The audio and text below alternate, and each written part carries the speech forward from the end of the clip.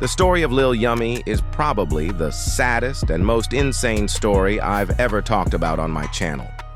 Lil Yummy was born Robert Sandifer in the south side of Chicago on the 12th of March, 1983. His now famous nickname, Lil Yummy, came from the boy's love of cookies. He was never given a real chance in life.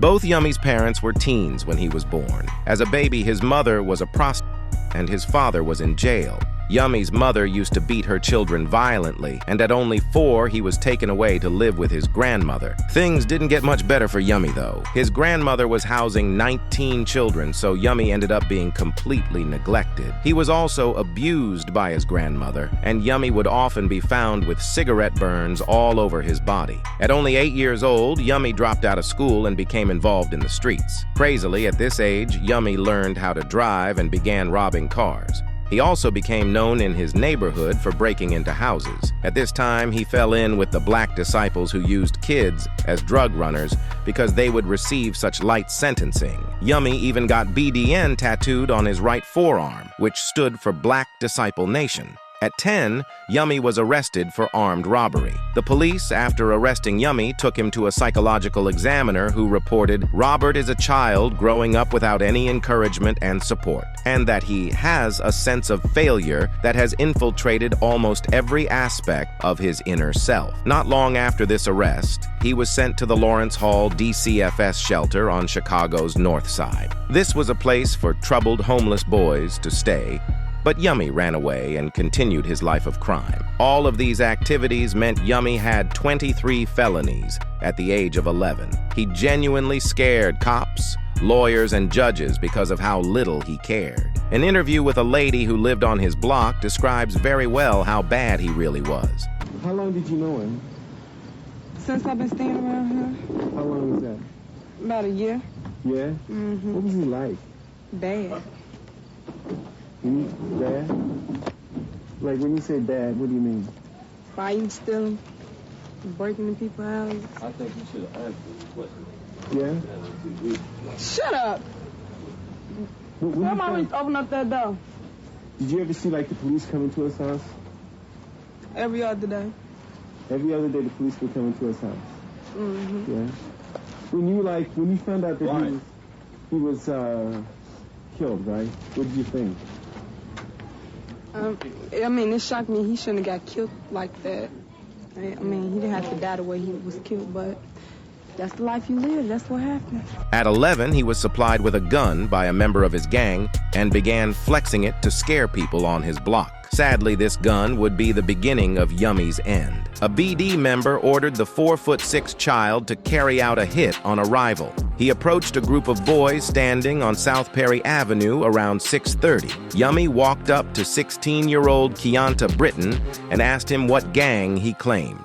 Britton told the 11-year-old he wasn't involved before Yummy pulled out a gun and shot him in the stomach at point-blank range. Yummy sprinted away and police quickly arrived on the scene. The police asked the victim who shot him, and Britton replied, "Yummy shot me. I knew it was Yummy. I saw his face before he shot me." Clearly, Yummy, despite his young age, was well known to his rivals. Thankfully, Britton was able to be saved, but Yummy's next victim later that day wouldn't be so lucky. Only 2 hours later, Yummy came back. Just around the corner of where he shot Britton earlier, he spotted 6 guys playing football. He walked up with no mask, wearing a shirt that just said "Boss," and opened fire erratically. Bullets went everywhere. A parked van was hit, a house window was hit, and tragically 14-year-old Shavon Latrice Dean was hit in the head. Shavon, who wasn't even with the boys but simply walking past, died an hour later. The boys Yummy was trying to shoot identified him to police, and a manhunt for the 11-year-old began. Yummy began living in abandoned houses while being supported by some BDs. CPD and even the FBI were now looking for him. Yummy decided he was going to turn himself in and went back to his old neighborhood 3 days after the murder. Here, he met his neighbor, who he asked to call his grandmother and to pray for him. When the neighbor came back out, he was gone. Little did Yummy know, high-ranking BDs decided he needed to be killed because they feared the little child would become an informant. After being threatened by their own gang, BD brothers Craig and Derek Hardaway agreed to kill Yummy. Craig to kill him. Why did Robert die? by means of not my control. And was it your life versus his life? Absolutely. You thought it was that simple as either you do this or you die. And that's how it always boils down. It's not like any wiggle room when you live in that lifestyle. So you're saying you had no other choice? Yes, that's what I'm saying. When the neighbor went inside to call Yummy's grandmother, the brothers drove up to Yummy and promised to get him out of Chicago. The brothers drove Yummy to a railroad underpass. They ordered Yummy to get out of the car and get on his knees. Once he did so, 16-year-old Crag shot him twice in the back of the head, killing Yummy. They left the body, which was found the following day. Yummy's story became world famous after his death, even making the cover of Time magazine. His tragic story became synonymous with the struggle of impoverished children across the nation who have been completely abandoned by the world. Yummy's story had a big effect on Tupac. Tupac often mentioned Yummy and dissed BDs for what they did to him. Do you feel for those mothers who lost their children and babies to senseless gang and youth violence? Do you have a message of consolation for those mothers? Yeah, I do.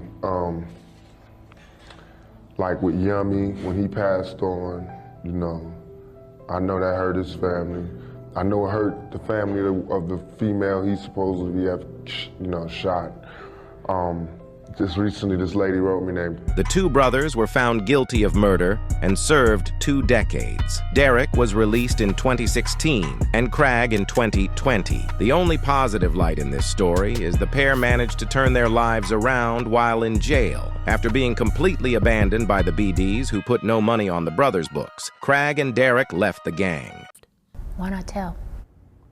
Because I was believing in the foolishness they was telling me, as far as the gangs and that lifestyle.